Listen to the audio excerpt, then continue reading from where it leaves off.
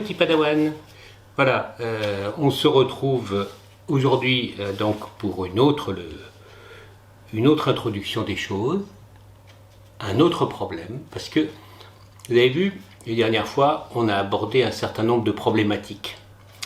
Et on a abordé donc les questions très importantes du à quoi ça sert, qu'est-ce que c'est.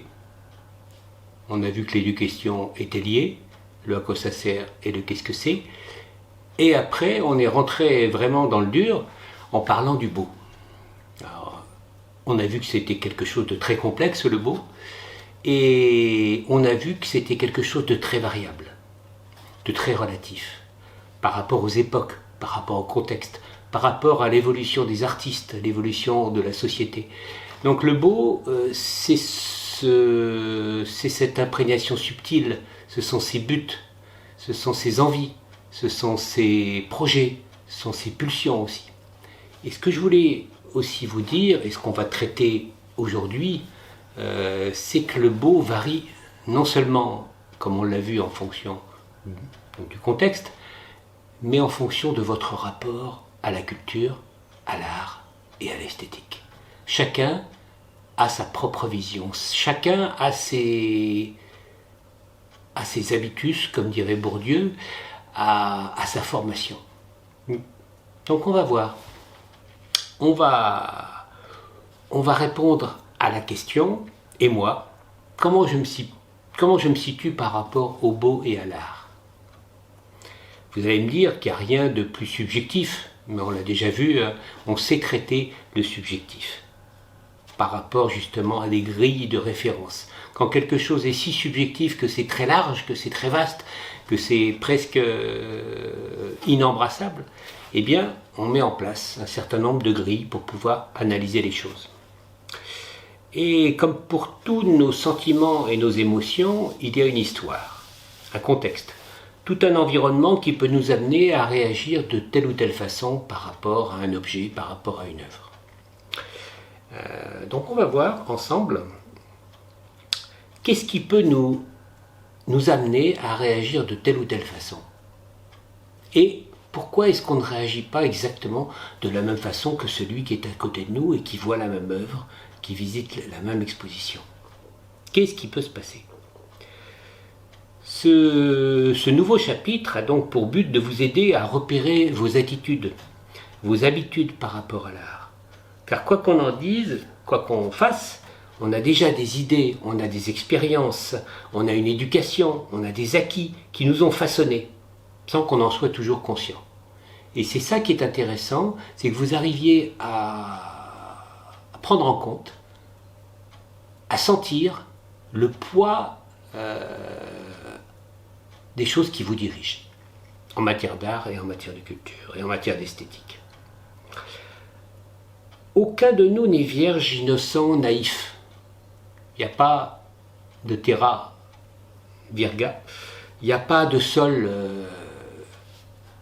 jamais ensemencé. On verra plus tard ce que cette notion veut dire. Et cet inconscient artistique influe sur nos réactions, sur nos opinions dans ce domaine. Alors, ce que je vous propose, on va rentrer vraiment dans le sujet en regardant ensemble trois œuvres. Trois œuvres qui sont différentes. Et vous allez jouer le jeu. Vous regardez ces trois œuvres, vous appuyez sur arrêt sur image pour chaque œuvre. Vous n'écoutez pas ce que je vais dire par la suite et vous répondez aux différentes questions œuvre par œuvre. Et on verra que c'est intéressant. Pour chaque œuvre, vous vous demandez, vous écrivez vite quelle est votre première impression. Après, vous essayez de mettre des mots ou des verbes sur cette œuvre, en dessous. Vous ne vous prenez pas la tête, très simple et surtout très réactif. Après, vous marquez ce qui vous intrigue le plus par rapport à cette œuvre. Qu'est-ce que c'est? Et ensuite, et enfin, est-ce que vous pouvez raconter une histoire à partir de cette œuvre que vous regardez? Donc, vous faites ça très rapidement, très simplement, très instinctivement, pour les 3 œuvres que je vous propose là en suivant.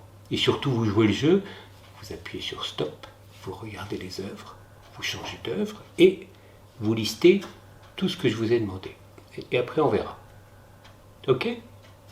Allez, clap de fin, vous arrêtez la vidéo. Et maintenant, vous allez arrêter après chaque œuvre. Vous faites un arrêt sur image et vous notez les réponses à ces questions. Votre première impression. Mettez des mots ou des verbes sur cette œuvre. Qu'est-ce qui vous intrigue le plus? Pouvez-vous raconter une histoire? Votre première impression. Mettez des mots ou des verbes sur cette œuvre. Qu'est-ce qui vous intrigue le plus? Pouvez-vous raconter une histoire?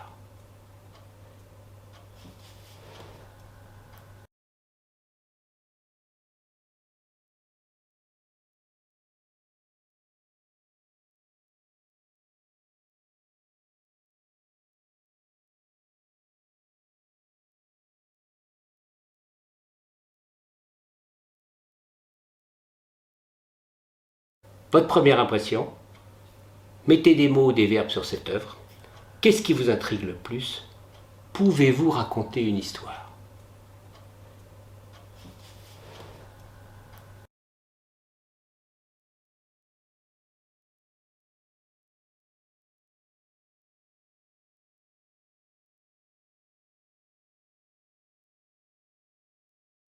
Votre première impression. Mettez des mots ou des verbes sur cette œuvre. Qu'est-ce qui vous intrigue le plus? Pouvez-vous raconter une histoire?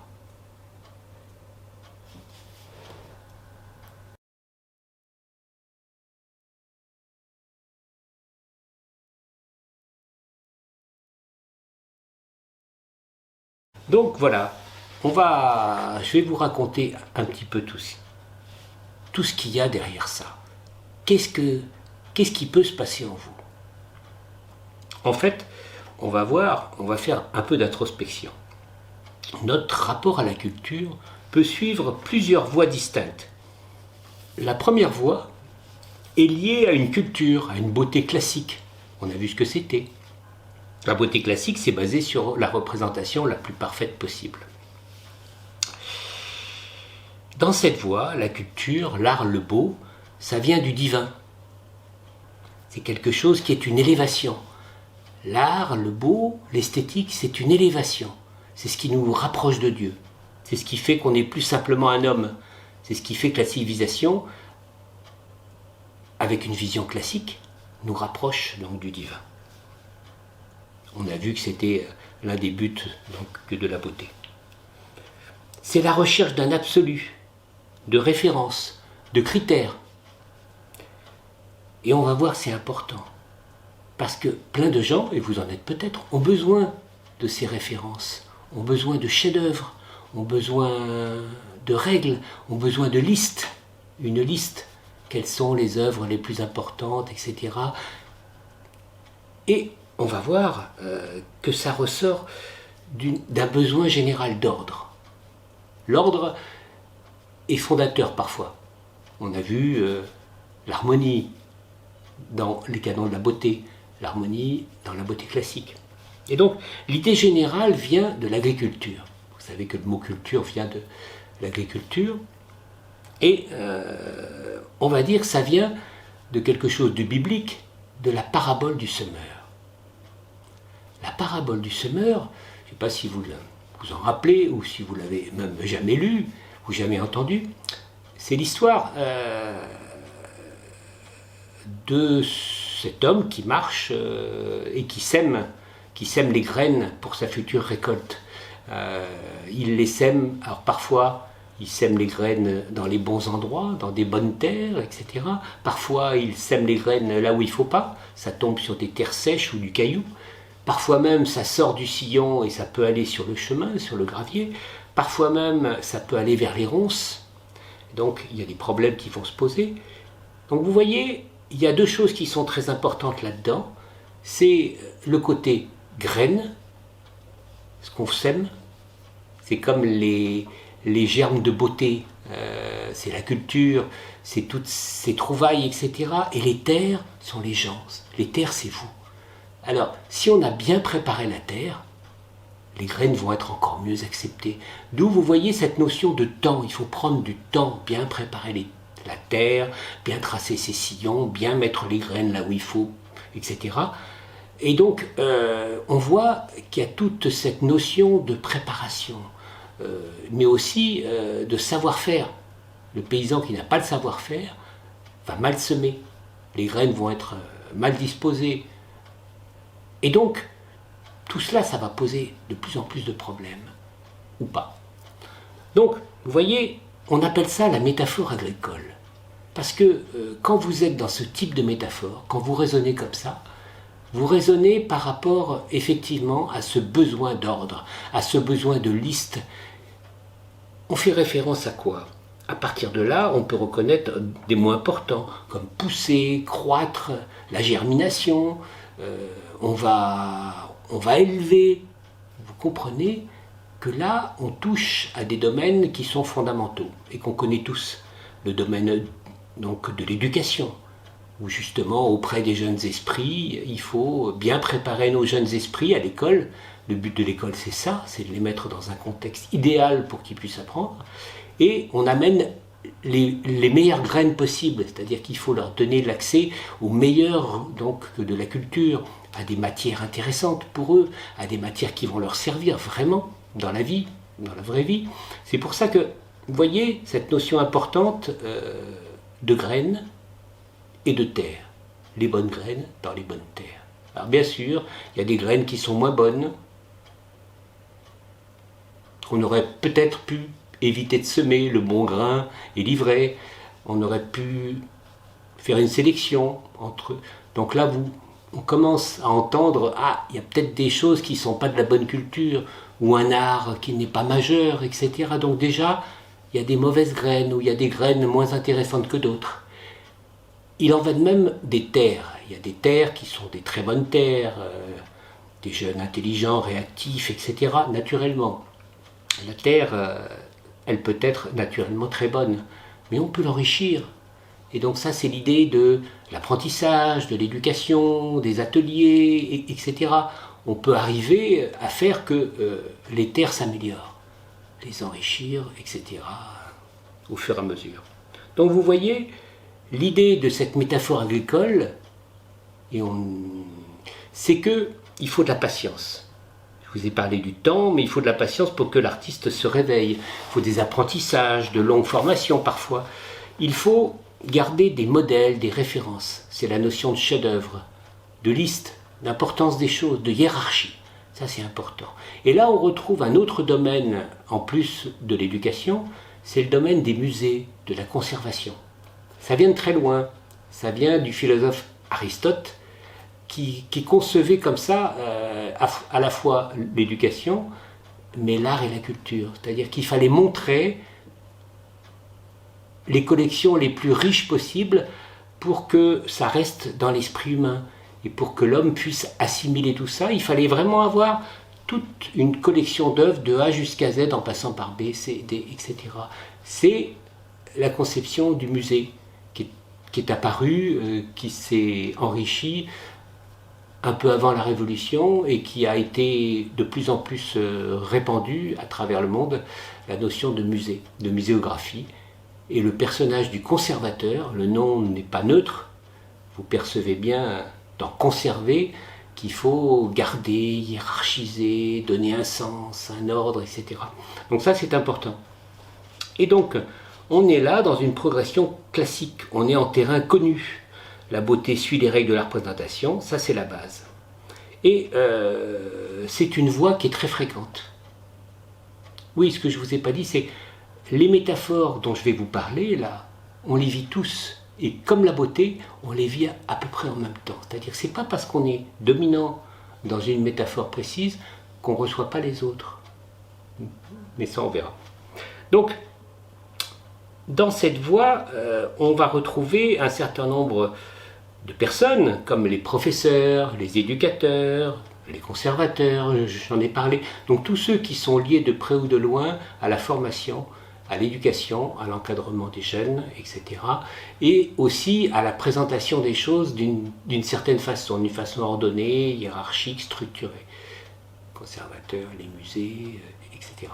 Donc vous voyez, les mots importants là sont les mots d'élévation, sont les mots de la patience, sont les mots de l'apprentissage, il faut préparer les choses, vous voyez. Donc tous ces mots qui sont autour de la croissance, de l'apprentissage, etc.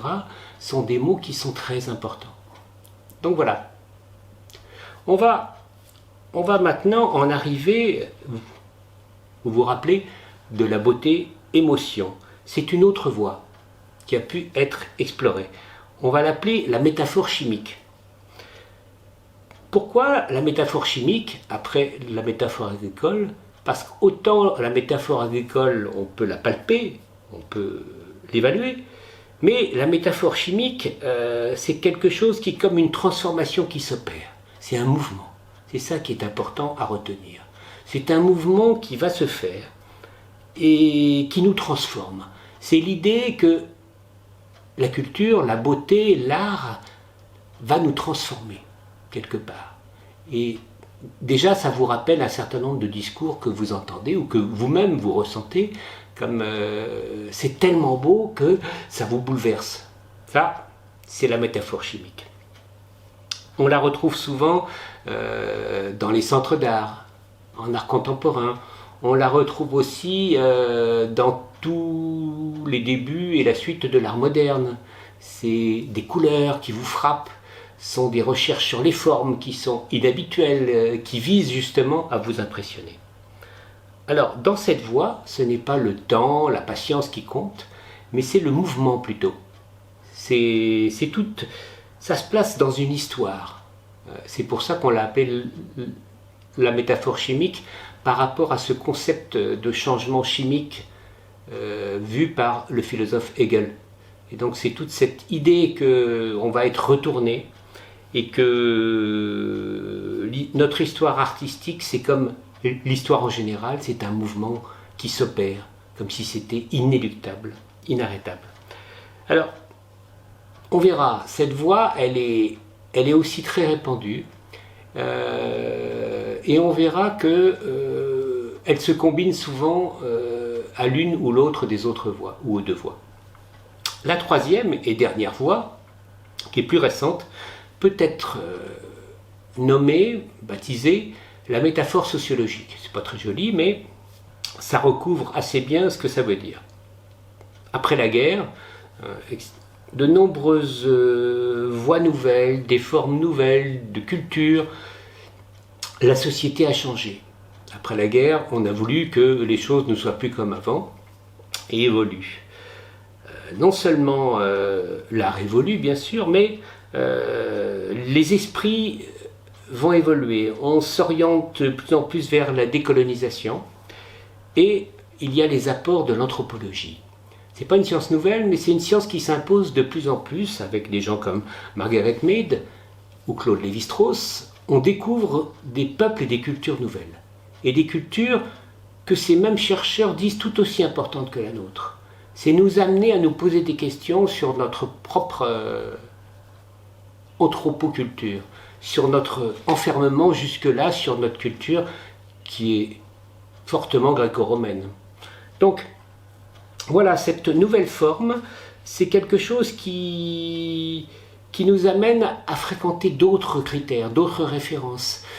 On ne change pas forcément de façon de penser, mais on ouvre l'esprit plus loin. Ce sont les musiques du monde. Ce sont aussi de nouvelles tendances qui apparaissent dans des endroits qui n'étaient pas des endroits de culture. Les arts de la rue, le hip-hop, les mangas qui viennent donc que des cultures asiatiques, le street art. Donc tout ça, et à des formes que dans la métaphore agricole ou la beauté classique, on aurait trouvé mineures. La mode. Maintenant, c'est une forme d'art. C'est une forme de beauté qu'on accepte. Même les emballages doivent être beaux de nos jours. Il y a un philosophe qui s'appelle Yves Michaud qui a écrit que maintenant l'art est à l'état gazeux, c'est-à-dire qu'il est partout autour de nous. On est environné d'art. Donc ça devient de plus en plus difficile de distinguer pour nous comment nous fonctionnons par rapport à l'art. Donc l'idée c'est ça, le jazz, le blues, les arts dits nègres au départ en 1927 qui vont devenir les arts africains, les arts de l'Océanie, etc. Il y a un musée des arts premiers donc, qui a été créé qui s'appelle le musée Branly-Jacques Chirac. Et donc là on peut voir effectivement l'importance que prennent toutes ces différentes nouvelles cultures et nouvelles formes d'art. Donc voilà, les mots importants dans cette troisième voie sociologique, c'est la découverte, le partage, les échanges.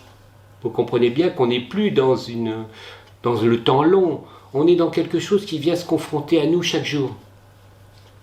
C'est des mélanges, c'est des croisements, et tout. Et donc, pourquoi est-ce que je vous parle de cette grille de lecture avec ces trois métaphores? On retrouve presque, mais pas uniquement, ça ressemble à la beauté classique, la beauté émotion et la beauté réflexion, mais pas que. C'est-à-dire que même si on retrouve métaphore agricole et beauté classique, ça se ressemble fortement. Beauté émotion et métaphore chimique, ça se ressemble aussi fortement.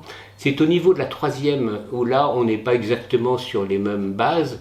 On n'est pas uniquement sur de la réflexion pour la métaphore sociologique.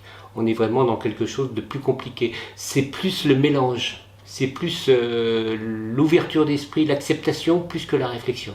Donc vous voyez, il y a quelques différences quand même. Mais c'est une grille qui vous permet, et là j'en viens à répondre à la question que je me suis posée tout seul, pourquoi vous parlez de cette grille de lecture?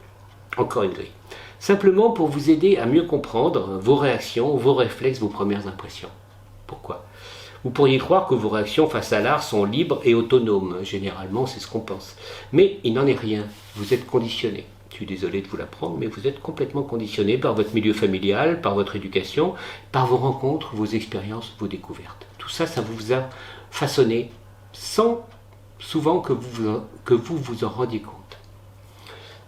En quoi est-ce que c'est utile de le savoir? Eh bien, c'est très important parce que ça va vous servir à mieux repérer dans le domaine artistique et aussi à comprendre les réactions des autres. C'est pas toujours évident. Souvent on se dit mais pourquoi est-ce qu'il n'est pas d'accord avec moi? Pourquoi est-ce que lui, il voit les choses comme ça? Et donc, comment est-ce qu'il fonctionne par rapport à l'art? Donc ça vous aide aussi à mieux comprendre comment le voisin fonctionne. Mais au-delà, ça va m'apporter une grille de décodage pour mieux apprécier un artiste, ça c'est important, pour mieux vivre une exposition que je n'aurais pas appréciée au premier abord. Si je fais cet effort de décryptage, si je fais cet effort d'ouverture, vraiment, je me donne un plus, j'ai un bonus. Et c'est une manière d'agrandir notre champ de vision et d'élargir nos goûts. Donc on va reparler un peu plus tard donc, de cette nouvelle grille de lecture. Merci les petits padawans.